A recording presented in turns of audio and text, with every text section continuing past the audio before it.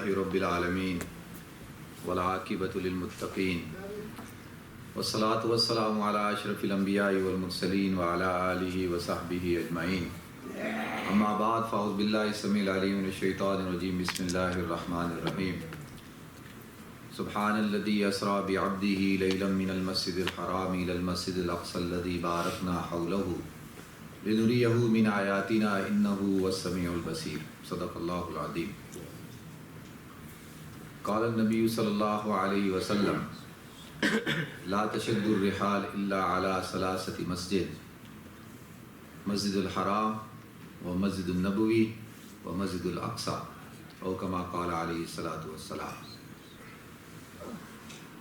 اللہم صلی علی محمد وعلی آل محمد کما صلیت علی ابراہیم وعلی آل ابراہیم انک حمید مجید۔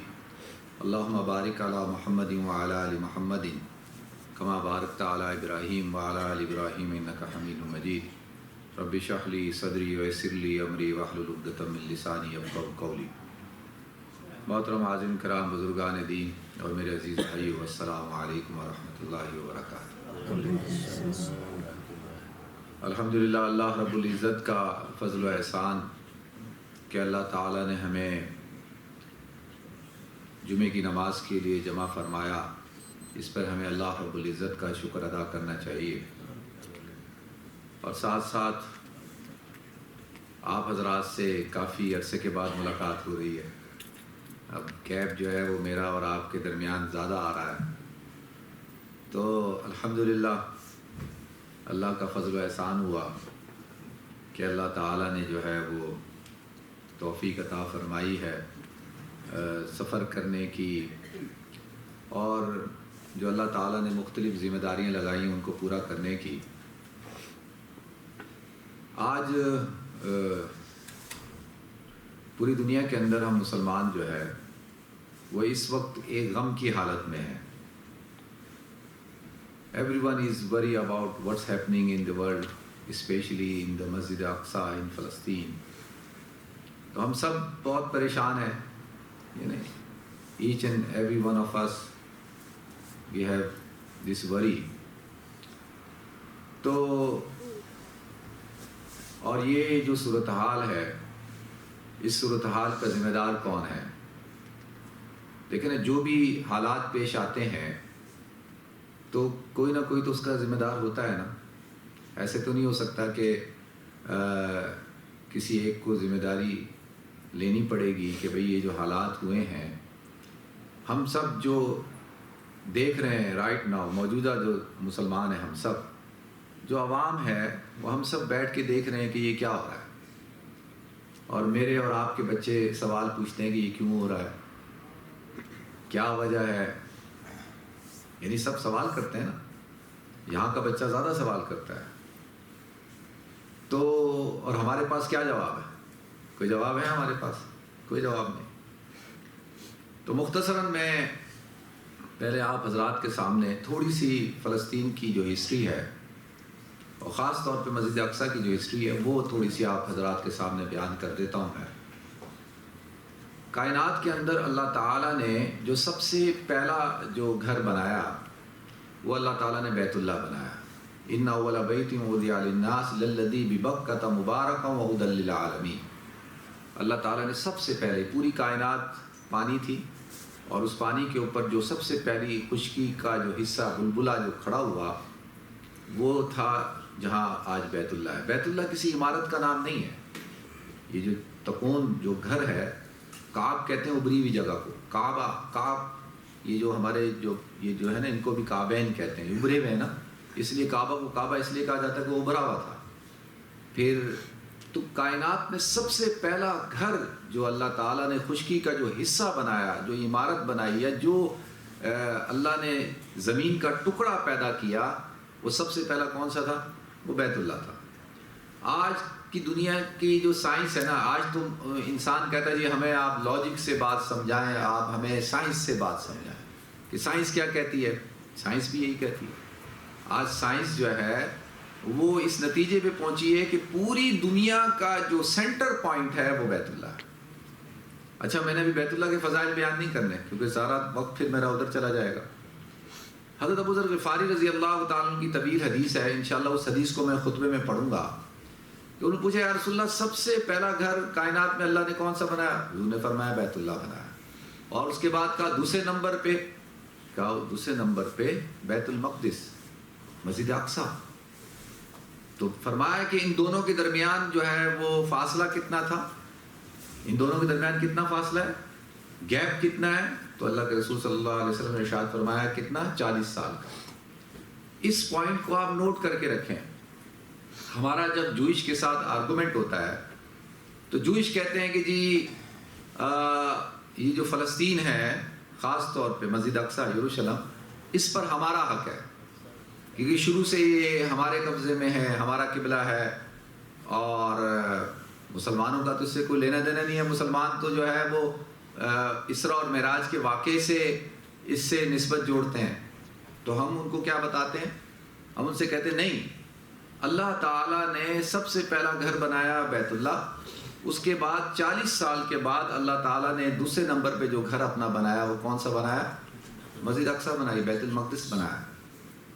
تو اس کا اسراء اور معراج کے واقعے سے آپ ہماری نسبت جوڑیں، وہ بات ٹھیک ہے، وہ بھی ایک نسبت ہے، بہت بڑی نسبت ہے، لیکن وہی صرف ایک نسبت نہیں ہے کہ جی ہم مسجد اقصی کو اپنا قبلہ مانتے ہیں، قبلہ اول۔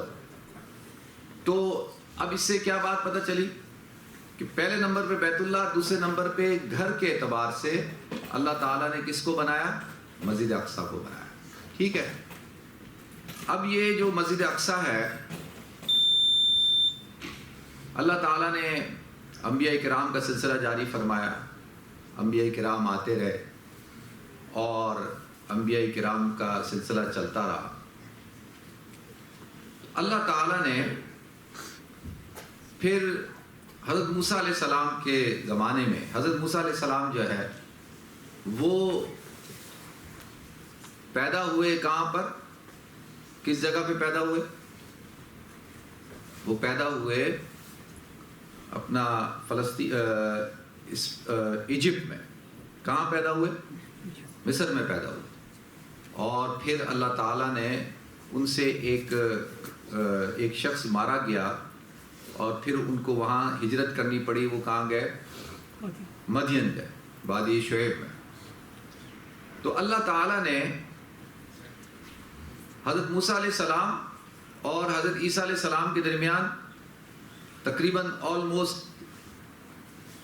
1400 سال، 1500 سال کا فرق ہے، اور حضرت موسیٰ علیہ السلام سے پہلے جو ہے کئی انبیاء آئے، اور انبیاء کا سلسلہ جاری رہا، اور انہی میں سے جو ہے وہ حضرت اسحاق علیہ السلام بھی تھے، حضرت یعقوب علیہ السلام بھی تھے، اور پھر حضرت یوسف علیہ السلام بھی تھے، حضرت ابراہیم علیہ السلام کے صاحبزادے حضرت اسحاق، حضرت اسماعیل، پھر حضرت اسحاق کے صاحبزادے حضرت یعقوب، پھر حضرت یعقوب کے صاحبزادے حضرت یوسف علیہ السلام۔ تو اللہ تعالیٰ نے یہ جو مسجد اقصی یا فلسطین کو تمام انبیاء کا مسکن قرار دیا، تمام انبیاء کا کہاں پہ؟ وہاں پر جو ہے وہ نزول ہوا۔ حضرت موسیٰ علیہ السلام کے بعد جو حضرت شموئیل علیہ السلام ہے، تو قرآن کہتا ہے الم تر الی الملأ من بنی اسرائیل من بعد موسیٰ اذ قالوا لنبی لهم ابعث لنا ملکا نقاتل فی سبیل اللہ قال هل عصیتم ان کتب علیکم القتال الا تقاتلوا قالوا وما لنا الا نقاتل فی سبیل اللہ وقد اخرجنا من دیارنا وابنائنا فلما کتب علیہم القتال تولوا الا قلیلا منهم واللہ علیم بالظالمین۔ تو اس پوری یہ جو رکوع ہے سورہ بقرہ کا، اس کے اندر اللہ تعالیٰ نے حضرت موسیٰ علیہ السلام کے بعد جو واقعات پیش آئے ان کو بیان کیا، اور حضرت موسیٰ علیہ السلام کو اس سے پہلے کیا حکم دیا تھا؟ یا قوم ادخلوا الارض المقدسہ، کہ اے قوم اس زمین پر داخل ہو جاؤ جو ارض مقدسہ ہے، جو ارض مقدسہ جس کو اللہ نے تقدس عطا فرمایا ہے، جو پاک صاف کرنے والی ہے۔ تو اب حضرت شموئیل علیہ السلام جو ہے انہوں نے حضرت داؤد علیہ السلام کو لیا، اور اس وقت میں جو بادشاہ تھا اس کا نام تھا جالوت جس کو گلایت کہا جاتا ہے، قرآن کہتا ہے فلما فصل طالوت بالجنود کہ طالوت نے اپنے لشکر کے ساتھ کس کا مقابلہ کیا، اور پھر آگے اللہ کہتا ہے وقتل داؤد جالوتا کہ داؤد نے جالوت کو قتل کیا. جنگ ہوئی جہاں پہ یہ بن گورین ایئرپورٹ ہے نا اسرائیل کا، اس جگہ پہ ایک میدان ہے، وہاں پہ جنگ ہوئی، اور اس جنگ میں طالوت نے شکست دی کس کو؟ جالوت کو. اور حضرت داؤد علیہ السلام نے کیا کیا؟ قتل کیا کس کو؟ جالوت کو. اور طالوت نے اس بات کا اعلان کیا تھا کہ جو شخص بھی جالوت کو قتل کرے گا اس سے میں اپنی بیٹی کا نکاح کروں گا اور آدھی سلطنت اس کو دوں گا. تو اس طرح سے حضرت داؤد علیہ السلام کا نکاح ہوا اس کی بیٹی سے اور آدھی سلطنت ملی. اور جب اس کا انتقال ہو گیا تو اللہ تعالیٰ نے پھر حضرت داؤد علیہ السلام کو بنی اسرائیل کا بادشاہ بنا دیا. اور آپ حضرات تخت داؤدی، یہ جو جوئش ہے نا، یہ ان کا ایک کانسیپٹ ہے کہ جب مسیح آئے گا تو آنے کے بعد وہ دو کام کرے گا. ایک تو وہ ہیکل سلیمانی جس کو ہم مسجد کہتے ہیں اس کو تعمیر کرے گا، اور اس کے اندر وہ جو تخت داؤدی ہے اس کو قائم کرے گا، اس کو رکھے گا. اور تابوت سکینہ کی وہ تلاش کر رہے ہیں کہ تابوت سکینہ ان کو مل جائے، کیونکہ وہ تابوت سکینہ کیا تھا جس سے اللہ تعالیٰ نے جنت سے اس کو بھیجا تھا، اور اس کے اندر حضرت موسیٰ علیہ السلام کا جبہ ہے، اور حضرت ہارون علیہ السلام کا جبہ ہے، حضرت موسیٰ علیہ السلام کا عصا ہے.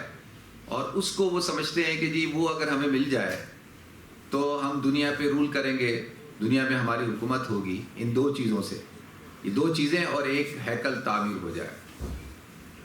تو اب جب اللہ تعالیٰ نے حضرت داؤد علیہ السلام کو جو ہے وہ حکومت دے دی، بادشاہت دے دی، تو حضرت داؤد علیہ السلام نے کہا کہ بھئی اب میں جو ہے وہ ایک مسجد بناتا ہوں، اور اس مسجد کے اندر جو ہے 3 حصے ہوں گے. ایک حصہ جو ہے اس کے اندر وہ تابوت سکینہ رکھا جائے گا، ایک حصہ جو ہے وہاں پر علماء اور خواص نماز پڑھیں گے، عبادت کریں گے، اور تیسرا حصہ کس کے لیے ہوگا؟ وہ ہوگا عوام کے لیے. تو حضرت داؤد علیہ السلام نے جب وہ پلان کیا تو ان کو کہا گیا کہ بھئی یہ آپ کی زندگی میں ممکن نہیں ہے، یہ اتنا بڑا پروجیکٹ ہے، یہ پروجیکٹ آپ کی زندگی کے اندر مکمل نہیں ہو سکتا. تو انہوں نے کہا کوئی بات نہیں، میری زندگی میں نہیں ہوگا تو میرے بیٹے کی زندگی میں ہوگا. وَوَرِثَ سُلَيْمَانُ داؤد، اللہ تعالیٰ نے پھر سلیمان علیہ السلام کو داؤد علیہ السلام کا وارث بنایا، وہ ان کے بیٹے تھے. حضرت داؤد کا انتقال ہو گیا، حضرت سلیمان علیہ السلام جو ہے وہ اب بادشاہ بن گئے. اور آپ حضرات کو پتہ ہے کہ حضرت سلیمان علیہ السلام نے 3 دعائیں اللہ تعالیٰ سے مانگی تھی. ایک دعا یہ مانگی کہ اللہ تو مجھے ایسی حکومت عطا فرما، رب هب لی ملکا لا ينبغی لأحد من بعدی انک انت الوہاب. اے اللہ تو مجھے ایسی حکومت دے جو تو نے کسی کو نہ دی ہو، تو عطا کرنے والا ہے. اور وہ حکومت جو ہے وہ میری کس کے اوپر ہو؟ چرند پہ، پرند پہ، ہواؤں پہ، فضاؤں پہ، سارے دنیا کے جو جانور ہیں، جنات ہیں، وہ سارے میرے لیے مسخر کر دیں. تو اللہ تعالیٰ نے حضرت سلیمان علیہ السلام کی اس دعا کو قبول فرمایا. اور دوسری دعا یہ مانگی کہ جب تو مجھے حکومت دے گا تو پھر میرے پاس عقل اور فہم بھی ہونا چاہیے نا، کہ میں معاملات کو سمجھ سکوں، فیصلہ کرنے کی طاقت ہو، فہم ہو. جو حاکم ہوتا ہے وہ حاکم جو ہے وہ جذباتی نہیں ہوتا، وہ جو ہے وہ فیصلہ صرف ظاہر کو دیکھ کے نہیں کرتا، وہ سارے معاملات کو سمجھ کے کرتا ہے. فَفَهَّمْنَا سُلَيْمَانَ، قرآن کہتا ہے تو ہم نے سلیمان کی اس دعا کو بھی قبول کیا اور اس کو سمجھ بھی عطا کر دی. اور تیسری دعا یہ مانگی کہ اللہ یہ جب مسجد بن جائے، مسجد اقصیٰ بیت المقدس جب یہ بن جائے تو جو شخص بھی قیامت تک اس میں آ کر 2 رکعت نماز پڑھے تو اے اللہ تو اس کے گناہوں کو ایسے معاف کر دے جیسا کہ اس کی ماں نے اس کو آج ہی جنا ہو. تو حضور اکرم صلی اللہ علیہ وسلم کی حدیث ہے، حضور نے فرمایا کہ اللہ تعالیٰ نے سلیمان علیہ السلام کی 2 دعاؤں کو تو قبول فرمایا، حکومت بھی عطا کی اور ان کو سمجھ بھی عطا کی، فہم بھی عطا کیا. اور تیسری دعا کیونکہ قیامت تک کے آنے والے مسلمان کے لیے مانگی تھی کہ جو مسلمان بھی آ کر 2 رکعت نماز پڑھے بیت المقدس میں تو حضور فرماتے ہیں کہ مجھے اللہ کی ذات پر کامل یقین ہے کہ اللہ تعالیٰ نے وہ تیسری دعا بھی قبول کی ہوگا، کیونکہ وہ تو ابھی چل رہا ہے نا، میں اور آپ جاتے ہیں نماز پڑھتے ہیں جاتے ہیں نا، وہ تو ابھی سلسلہ چل رہا ہے.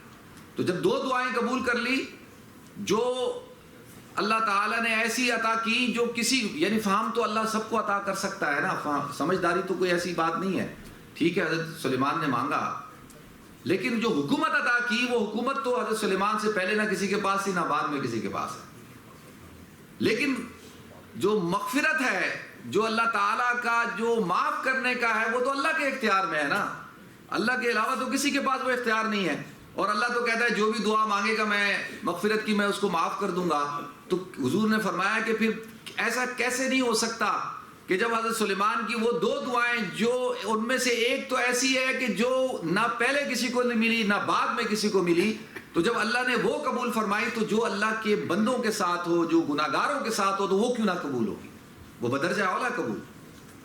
اس لیے اللہ کے رسول صلی اللہ علیہ وسلم نے ارشاد فرمایا کہ میری امت میں ایک زمانہ ایسا آئے گا کہ مسجد اقصی فلسطین کے حالات ایسے ہو جائیں گے کہ اگر کسی شخص کو اتنی جگہ ملے کہ جہاں سے وہ کھڑے ہو کر مسجد اقصی کا دیدار کرے، جتنا گھوڑے کی لگام ہوتی ہے، گھوڑے کی لگام کی کیا حیثیت ہے، بالکل پتلی سی ہوتی ہے، تو جتنی گھوڑے کی لگام ہوتی ہے اتنی جگہ سے مسجد اقصی کو دیکھنے کی ایک مطلب. دوسرا مطلب ہے کہ اتنی سی بھی زیارت اگر مسجد اقصی کی کوئی کرتا ہے تو وہ دنیا اور ما فیہا سے بہتر ہے. یہ فضائل اللہ کے رسول صلی اللہ علیہ وسلم نے جو ہے وہ بیان کیے مسجد اقصی کے. تو لہذا اب مسجد اقصی جو ہے وہ تعمیر ہو گئی. حضرت سلیمان علیہ السلام کی زندگی کا خاتمہ کس چیز پہ ہوا؟ مسجد کی تعمیر پہ. حضرت سلیمان علیہ السلام کھڑے ہوئے ہیں، جنوں سے کام لے رہے ہیں، اور جو ہے وہ دیمک نے جو ہے ان کی وفات ہو گئی. دیمک نے جو ہے ان کی لکڑی کو کاٹنا شروع کیا، کھانا شروع کیا، اور جب مسجد اقصی تعمیر ہو گئی وہ لکڑی ٹوٹی، عصا ٹوٹا، حضرت سلیمان علیہ السلام دے.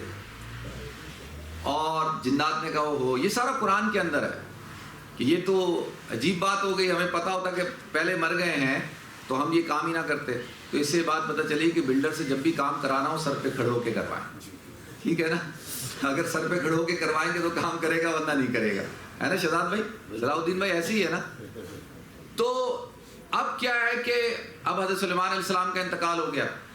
حضرت سلیمان علیہ السلام کے بیٹے تھے، ان میں سے ایک کا نام افغان تھا. یہ جو افغانستان ہے نا، افغانستان جو نام ہے افغان، یہ حضرت سلیمان کے ایک بیٹے تھے. تو دو بھائی تھے، ان میں آپس میں اختلاف کھڑا ہو گیا، اور کہ اب کس کی حکومت ہوگی. تو یہ ہوتا ہے، آج بھی ہوتا ہے بھائیوں میں اختلاف جھگڑا. تو اس وقت میں ایک کی حکومت ہوئی اسرائیل، اور ایک کی جس کو یہودیہ کہتے ہیں، اور ایک نظرت جو ہے آدھا آدھا بانٹ لیا، اور آدھا آدھا یہ 2 حصوں میں تقسیم ہوا. ٹھیک ہے جی، ابھی میں نے کوشش کر رہا ہوں جلدی آپ حضرات کو لے کر آؤں موجودہ سچویشن پہ. پھر وہ سلسلہ چلتا رہا. حضرت عیسیٰ علیہ السلام کی پیدائش سے 586 قبل مسیح جو ہے وہ بخت نصر ایک عراق کا ایک بادشاہ تھا. اس نے کیا کیا کہ فلسطین پر حملہ کیا، اور فلسطین پہ حملہ کرنے کے بعد اس نے جو ہیکل سلیمانی تھا، جس کو ہم مسجد سلیمانی کہتے ہیں، اس کو اس نے نیست و نابود کر دیا، گرا دیا. 1 لاکھ یہودیوں کو قتل کیا، اور 1 لاکھ سے زیادہ کو جلا وطن کیا، اور اتنے ہی کو جو ہے اپنے ساتھ عراق لے گیا.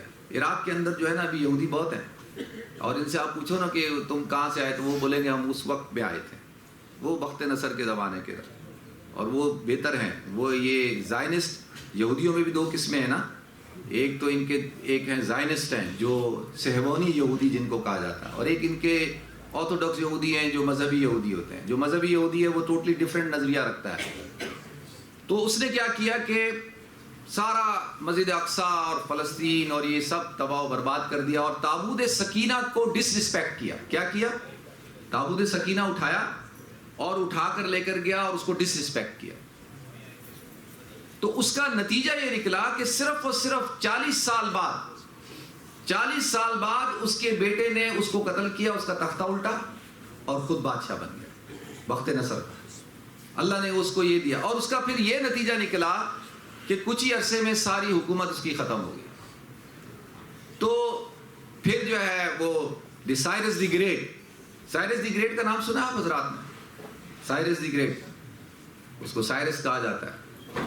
اس نے کیا کیا، وہ آیا، اس نے دوبارہ سے جو ہے اس کو فلسطین کو آزاد کروایا اور ان یہودیوں کو واپس آنے کی اجازت دی کہ یہ واپس آ سکتے ہیں، اور اس کو یہ بڑا اچھا سمجھتے ہیں، بڑا آدمی تھا وہ. پھر جو ہے یہ وہاں پھر آباد ہو گئے، اور پھر حضرت عیسیٰ علیہ السلام جو ہے ان کا وجود ہوا. اللہ تعالیٰ نے حضرت عیسیٰ علیہ السلام کو جو ہے ان کا نزول کیا. اور یہ حضرت عیسیٰ علیہ السلام کا نزول کب ہوا ہے؟ حضور اکرم صلی اللہ علیہ وسلم سے 570 سال قبل، ٹھیک ہے، 571 یا 570 سال قبل. تو حضرت عیسیٰ علیہ السلام آئے تو ان لوگوں نے کیا کیا؟ ان کو کیا کرنا تھا؟ ان کو یہ کرنا تھا کہ حضرت عیسیٰ علیہ السلام کی تباہ کرتے.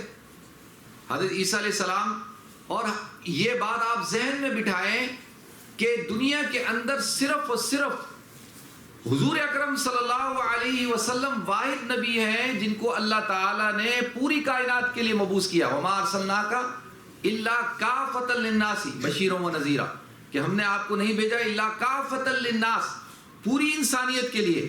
حضور کے علاوہ کسی نبی کو پوری انسانیت کے لیے نہیں بھیجا، وہ سارے اپنے اپنے علاقے اپنے اپنے ان کے لیے آتے. حضور نے فرمایا کہ یہ میرا اعزاز ہے کہ مجھے اللہ نے مقام دیا. یہ جو عیسائیت ہے نا، عیسائیت تو رومن ایک امپائر تھا، بادشاہ تھا، امپرا تھا. اس نے یہ 300 عیسوی میں حضرت عیسیٰ کے 300 سال بعد عیسائیت اختیار کی. اور سب سے پہلا ملک کون سا تھا؟ آرمینیا. یہ جو آرمینیا ہے نا، یہ سب سے پہلا ملک تھا جس نے عیسائیت قبول کی. اور رومنز کیونکہ پوری دنیا میں حکومت کرتے تھے، ان کا رول چلتا تھا پوری دنیا میں، تو لہذا جب پوری دنیا میں حکومت ہے تو مذہب بھی انہوں نے کیا کیا، پھر رومن نے اپنی امپائر کو اور زیادہ طاقتور کرنے کے لیے پھر کرسچینٹی کو بھی پوری دنیا کا مذہب بنایا اور دعوتی مذہب بنایا. کیا بنایا؟ دعوتی مذہب. حالانکہ حضرت عیسیٰ علیہ السلام خود کہتے ہیں کہ میں پوری انسانیت کے لیے نہیں آیا، میں تو موسیٰ علیہ السلام کی جو بھیڑیں، گمشدہ بھیڑیں ہیں، ان کی تلاش میں آیا ہوں اور دین موسوی کا ہی تسلسل ہوں، کوئی الگ وہ شریعت یا کوئی وہ نہیں. تو صرف حضور اکرم صلی اللہ علیہ وسلم کو اللہ تعالیٰ نے اعزاز دیا. ٹھیک ہے جی. اب حضرت عیسیٰ علیہ السلام آئے تو حضرت عیسیٰ علیہ السلام کی تو بات کو ماننا تھا. حضرت عیسیٰ علیہ السلام کی پر اتباع کرنی تھی نا، انہوں نے نہیں کی. انہوں نے کیا کیا؟ کیوں نہیں کی؟ انہوں نے کہا بھئی یہ تو عیسیٰ جو ہے یہ تو الٹا ان پر الزام لگائے، اور ان کے اوپر کیا الزام لگایا کہ یہ ولد الزنا ہے، یہ دیکھو بغیر باپ کے پیدا ہوئے ہیں، اور یہ تو بلیسفیمی کرتے ہیں، سیٹرڈے کی شبات والے دن جو ہے اس کو رسپیکٹ نہیں کرتے، اور یہ جادوگر ہیں، یہ کیا کرتے ہیں؟ مردوں کو زندہ کر دیتے ہیں، اور جو بیمار ہیں ان کو ٹھیک کرتے ہیں، نابیناؤں کو بینائی عطا کرتے ہیں. یہ تو سارے معجزات ہیں نا بھئی، یہودیوں کو تو پتہ ہونا چاہیے تھا یہ تو معجزات ہیں. انہوں نے کیا کیا؟ حضرت عیسیٰ علیہ السلام کو جو ہے ڈس رسپیکٹ کیا، اور ان کو، اور قرآن میں اللہ کیا کہتا ہے؟ قرآن میں اللہ ان کی صفت بیان کرتا ہے، یقتلون الانبیاء بغیر حق. یہ وہ قوم ہے کہ جنہوں نے انبیاء کو قتل کیا بغیر کسی وجہ کے. اور اب عیسیٰ علیہ السلام کے خلاف پوری پلاننگ کی گئی، سازش کی گئی، اور جو رومن گورنر تھا اس کو مجبور کیا کہ عیسیٰ علیہ السلام کو کیا کریں؟ پھانسی دیں، سولی پہ چڑھائیں. تو اللہ تعالیٰ نے پھر قرآن میں وہ پورا، میں ابھی اس پہ تفصیل پہ نہیں جا رہا، اللہ نے کہا کہ وما قتلوہ وما صلبوہ ولکن شبیہ لہم، نہ ان کو قتل کیا گیا نہ ان کو سولی پہ چڑھایا گیا، اور یہ معاملہ مشتبہ ہو گیا. پھر آگے اللہ قرآن میں آگے اور کہتا بل رفعہ اللہ الیہ، اللہ تعالیٰ نے ان کو آسمانوں پہ اٹھا لیا. اب حضرت عیسیٰ علیہ السلام کو اللہ نے آسمانوں پہ اٹھا لیا. حضرت عیسیٰ علیہ السلام کے آسمانوں پہ اٹھائے جانے کے 70 سال بعد، 70 ایئر، ٹائٹس دا رومی، رومن تھا، ٹائٹس ایک تھا جو جنرل تھا، اس نے دوبارہ حملہ کیا. اس نے دوبارہ جو ہے وہ فلسطین میں حملہ کیا، اور آ کے اس نے وہی تباہی پھیری اور قتل و غارت گری کی، سب کچھ کیا، اور ان سب کو جلا وطن کر دیا. یہ کب کی بات بتا رہا ہوں میں آپ کو؟ سن 70 عیسوی کی. آج سے تقریباً کتنے سال ہو گئے؟ تقریباً 1900 سال ہو گئے. 1900 سال پہلے کی بات ہوگی آلموسٹ. تو اب سلسلہ اب یہ پھر ادھر ادھر ان کا ڈائسپورا شروع ہو گیا، کوئی ادھر کوئی ادھر، یہ پوری دنیا میں پھیل گئے اور یورپ میں چلے گئے، یورپ میں آ گئے اور عرب ملکوں میں چلے گئے، اور اسی وقت میں یہ جو کلیم کرتے ہیں نا کہ جی خیبر ہمارا ہے، جب حضور اکرم صلی اللہ علیہ وسلم ہجرت کر کے مدینہ منورہ تشریف لے گئے تھے تو مدینہ میں 3 یہودی قبیلے تھے، ایک بنو نذیر، ایک بنو قریظہ، ایک بنو قینقاع، یہ 3 قبیلے تھے۔ تو یہ قبیلے کب آئے؟ یہ قبیلے کب آئے؟ اب اگر آپ کے دعویٰ کریں کہ جی ہم تو، یہ تو تم اس وقت میں آئے اور یمن میں تھے، یمن سے ہجرت کر کے وہاں پہ آئے، تو یہ بھی کوئی خیبر کے باشندے نہیں ہیں۔ تو اب پھر یہ سلسلہ چلتا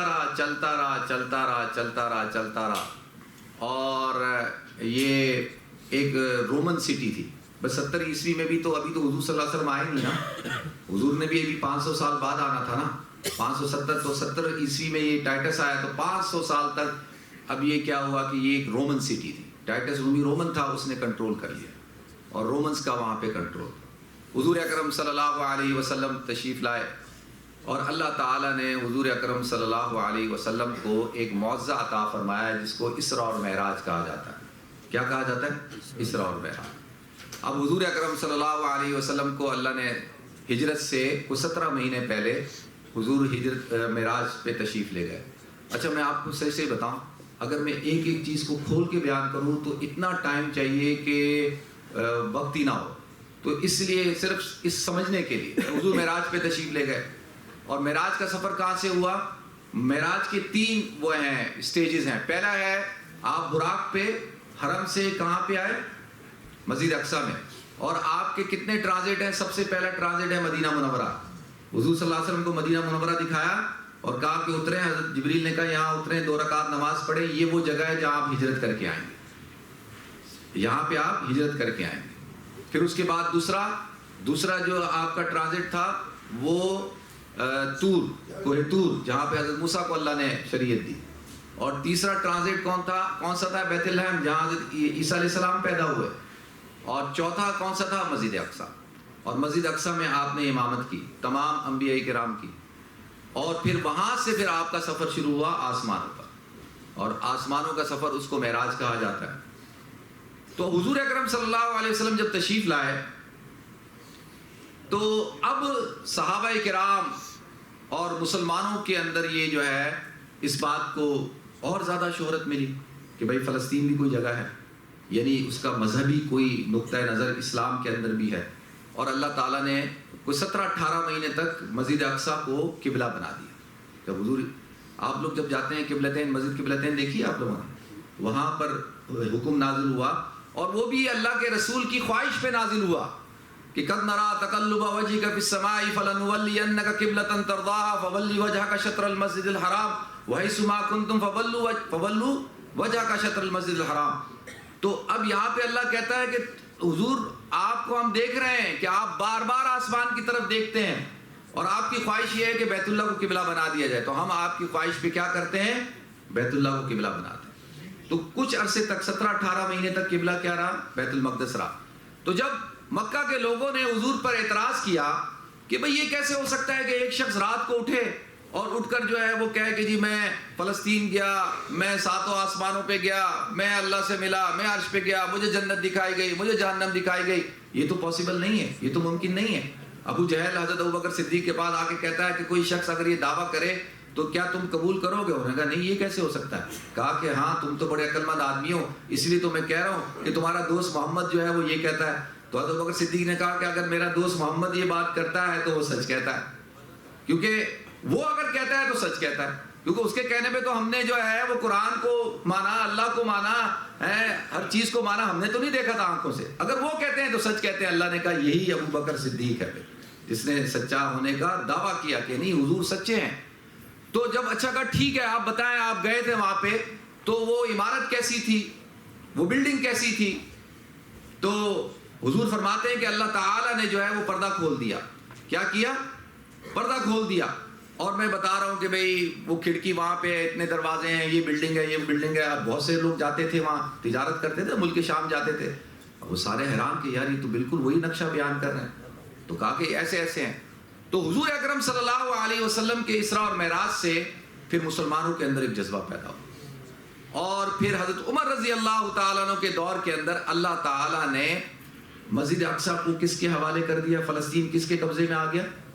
مسلمانوں کے کنٹرول میں آیا، اور مسلمانوں نے بغیر لڑے مسجد اقصیٰ اور فلسطین کو فتح کیا، بغیر لڑائی کے۔ یہ معاہدہ جس کو معاہدہ عمر کہا جاتا ہے، ٹریٹی آف عمر، وہ مسجد عمر ہے فلسطین کے اندر۔ آپ میں سے میرے ساتھ جو لوگ گئے انہوں نے دکھایا، وہ معاہدہ بھی ہے، تو اس پہ حضرت عمر نے ان کو لکھ کے دیا کہ ساری چیزوں کی حفاظت ہے، ٹھیک ہے جی۔ تو حضرت عمر رضی اللہ تعالیٰ عنہ سے پھر مسلمانوں کی حکومت قائم ہو گئی۔ اب یہ چلتی رہی، مختلف دور آئے، پھر خلفائے راشدین کا دور ختم ہوا، بنو امیہ کا دور آیا، بنو امیہ کا دور ختم ہوا، بنو عباس کا آیا، بنو عباس گئے، فاطمید آئے، فاطمید کا دور ختم ہوا، پھر نور الدین زنگی آئے، ایوبی آئے، صلاح الدین ایوبی، ٹھیک ہے نا جی۔ اور پھر 1099 میں ایک خلیفہ تھا فاطمید کا، اس کا نام تھا حاکم بن امر اللہ۔ اس نے کیا کیا کہ جو ہولی سیپریکا چرچ ہے، یہ جو کنیست القیامہ اولڈ یروشلم کے اندر ہے، یہ کرسچینٹی کا موسٹ ہولیسٹ پلیس ہے، اس کو اس نے آگ لگا دی۔ جب اس کو آگ لگائی تو اس کی اس بیوقوفی کی وجہ سے پورے کرسچن ورلڈ کے اندر شور مچ گیا، اور جو ہے وہ صلیبی جو ہے یہ سارے آئے، اور آنے کے بعد انہوں نے کیا کیا؟ مسجد اقصیٰ کے اوپر حملہ کیا۔ 1099 میں جو ہے مسجد اقصیٰ کس کے کنٹرول میں چلی گئی؟ یہ صلیبیوں کے کنٹرول میں چلی گئی، کروسیڈرز کے۔ 1099 سے 1187 تک، 1099 سے 1187 تک، ٹھیک ہے۔ اور پھر کس نے اس کو آزاد کرایا؟ صلاح الدین ایوبی نے۔ صلاح الدین ایوبی آیا، اس نے اس کو آزاد کرا لیا 1187 میں۔ اب 1187 سے پھر مسلمانوں کے پاس چل رہی ہے، اور سب سے لانگسٹ پیریڈ جو مسجد اقصیٰ پہ حکومت کا ہے وہ کس کا ہے؟ وہ آٹومنز کا ہے۔ کس کا؟ جو لاسٹ جو خلافت تھی یا جو آٹومن امپائر تھی، اس کا کنٹرول تھا فلسطین کے اوپر۔ اور 1914 یا 15 میں میرے خیال میں فرسٹ ورلڈ وار ہوئی، اور فرسٹ ورلڈ وار میں جو ہے یہ جو جرمنز تھے اور یہ جو ہمارے آٹومنز تھے یہ بھی شریک تھے، اور یہ انگلینڈ کے مخالف تھے، اور وہاں پر آٹومنز کو شکست ہوئی۔ جب آٹومن امپائر ختم ہوئی، ٹوٹل آٹومن امپائر ختم ہوئی 1923 کے اندر، اور لیکن اس سے پہلے شکست ہوئی مسجد اقصیٰ، فلسطین نکلا ہے وہ 1917 کے اندر نکلا۔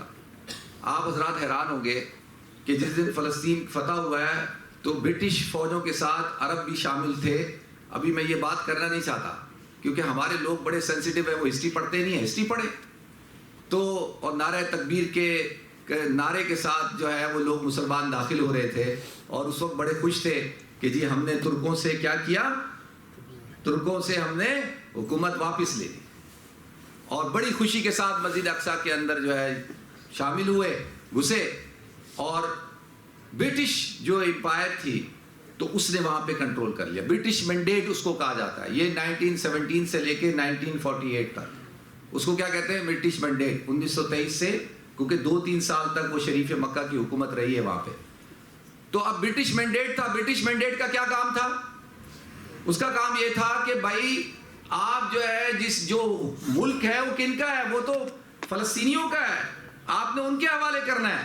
لیکن یہ ساری پلاننگ تھی، اور اس پلاننگ کے تحت جو ہے 1948 کے اندر جو ہے وہ ایک دم یونائٹڈ نیشن کا جو ہے وہ اجلاس ہوتا ہے، اور اسرائیل کو ایک اسٹیٹ ڈکلیئر کر دیا جاتا ہے۔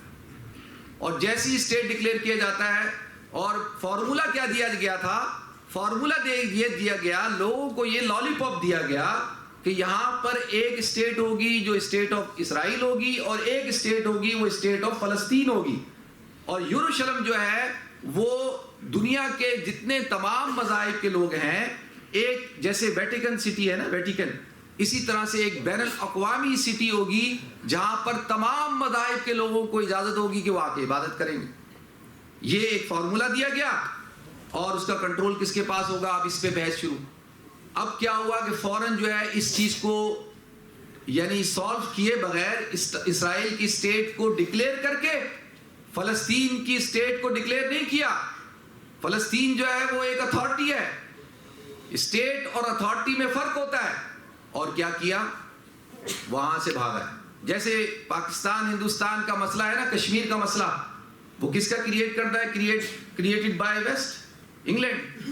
تو انہوں نے اس مسئلے کو بھی وہاں چھوڑا اور چھوڑ کے باہر آ گئے. عربوں نے دیکھا کہ یہ ہمارے ساتھ تو دھوکہ ہو گیا، عربوں نے جو ہے جنگ چھیڑ دی، اور وہ جنگ چھیڑی. انفارچونیٹلی عرب ہار گئے. پیچھے بھائی بڑی قوتیں تھیں ان کے ساتھ. اسرائیل اکیلا کیا کر سکتا ہے؟ اگر امریکہ پیچھے نہ ہو، پورا یورپ پیچھے نہ ہو، پورا جو ہے وہ ویسٹ پیچھے نہ ہو، تو اس کی کیا حیثیت ہے؟ تو کیا ہوا کہ جی وہاں پر جنگ چھڑی اور عربوں کو کیا ہوا؟ شکست ہو گئی. اور شکست ہونے کے بعد پھر معاملات چلتے رہے. 1967 کی وار ہوئی. 1967 کی وار 6 days وار ہے، جس کے اندر کون سے ملک؟ شام بہت بڑا ملک، ایجپٹ بہت بڑا ملک، جارڈن ہے، لبنان، یہ 4 ملک تھے. اور پھر کیا ہوا کہ ان چاروں کو بھی شکست ہوئی 6 دن کے اندر شکست. اور اسرائیل جو ہے وہ جنگ جیت گیا. اس نے گولن ہائٹس کے اوپر قبضہ کر لیا، اردن کے کنارے کے اوپر قبضہ کر لیا، یروشلم، پورے یروشلم پہ قبضہ کر لیا. اور 1967 کے بعد وہ آپ کے سامنے ہے یہ ساری صورتحال. پھر یہ سلسلہ چلتا رہا. 1993 اوسلو ایکٹ ہوا. اس اوسلو ایکٹ میں فلسطینی جو ہے یاسر عرفات صاحب گئے، انہوں نے ایک ایکٹ کیا اور بڑی مشکلوں سے کوئی چیزیں منوائی. لیکن میں تو حیران ہوتا ہوں، کبھی میں پڑھتا ہوں تو کہتا ہوں یار یہ کمال ہوگی کہ جی الیکٹرسٹی کس کے پاس ہوگی؟ اسرائیل کے پاس ہوگی. پانی کس کے پاس ہوگا؟ اسرائیل کے پاس ہوگا. بینک کس کے پاس ہوگا؟ اسرائیل کے پاس ہوگا. فوج کس کے پاس ہوگی؟ اسرائیل کے پاس ہوگی. نہ دفاع ہمارے پاس، نہ ایئرپورٹ ہمارے پاس، نہ بینک ہمارے پاس. اس کو بیچارے کو یہ تھا کہ بس کسی طریقے سے مجھے جو ہے ہیرو بناؤ اور مجھے جو ہے واپس فلسطین جاؤں، میری پوری زندگی ہے. اور 1993 اوسلو ایکٹ ہوا. اور اس اوسلو ایکٹ میں آپ کے سامنے آج وہ محمود عباس صدر ہے، اور اس کی کیا حیثیت ہے؟ فلسطین اتھارٹی کی کیا حیثیت ہے؟ یہ تو میں 1:20 تک پہنچا دیا. اور میں نے خطبہ بھی عربی میں آج پڑھنا تھا، وہ تھوڑا سا لمبا ہے. ابھی اگر میں آپ حضرات کو، میں کوئی 25 دفعہ گیا ہوں. I've been in Palestine, in Israel 25 times. Just 2 months ago I was there. 25 times. I am PhD. I research all this thing what I am trying to say. تو یہ صورتحال ہے بھائی.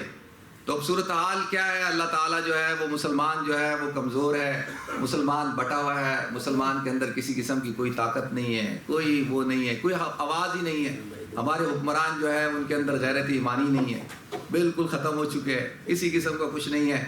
تو ٹھیک ہے جی، میں نے کہا آپ حضرات کو تھوڑی سی ہسٹری بتاؤں، اور اللہ تعالیٰ مجھے آپ کو ہم سب کو عمل کرنے کی توفیق عطا فرمائے. اگر اگلا جمعہ میں پاکستان میں، اس سے اگلا جمعہ انشاءاللہ میں کوشش کروں گا اور تھوڑا سا اور آپ حضرات کو جو ہے اس چیز کو میں سمجھاؤں. وآخر دعوانا الحمدللہ رب العالمین.